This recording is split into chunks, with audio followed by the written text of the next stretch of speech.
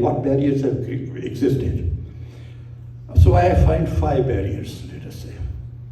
5 barriers to the development of Sindh. And there are a number of other things which I'm cutting out, keeping in view the time concern, but if there are questions, we'll get to it. So there are 5 barriers to me. 3 of these barriers are common between Sindh and Pakistan, and there are 2 barriers which are specific to Sindh. All 5 together have contributed to apply brakes on the empowerment of people and social, cultural, economic, and political development of the people living in Sindh. What is the first barrier? The first barrier is what has been continuing for centuries, the medieval and feudal system of society, where the individual has no rights, where the equality or equal treatment of people is neither recognized nor respected, where the minds are not liberated. They are under the clutches of whoever, either the feudals or the clergy or whatever kind of a state there is. So feudalism has been a principal barrier for centuries.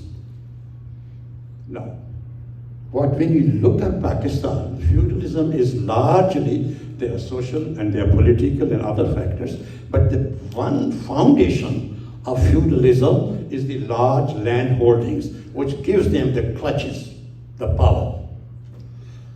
Normally, one would expect that in 20th century, 21st century, we will be enough enlightened to see that this is what the whole world believes. The strangest thing is that in Pakistan, instead of abolishing or decreasing or reducing the value and importance of feudalism, it has been increased. Feudalism in Pakistan has been strengthened instead of being weakened, much less being eliminated. Now, when did it happen? And how was it strengthened?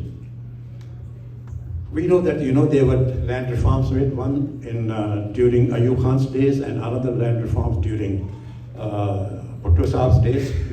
There was a second land reform which Bhutto Sahab had announced in 1977.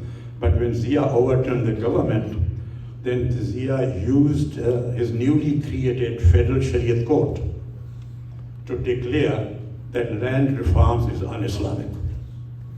Now, there are many Muslim majority countries where land reforms have been implemented, but nobody there has said that the land reforms have been un-Islamic.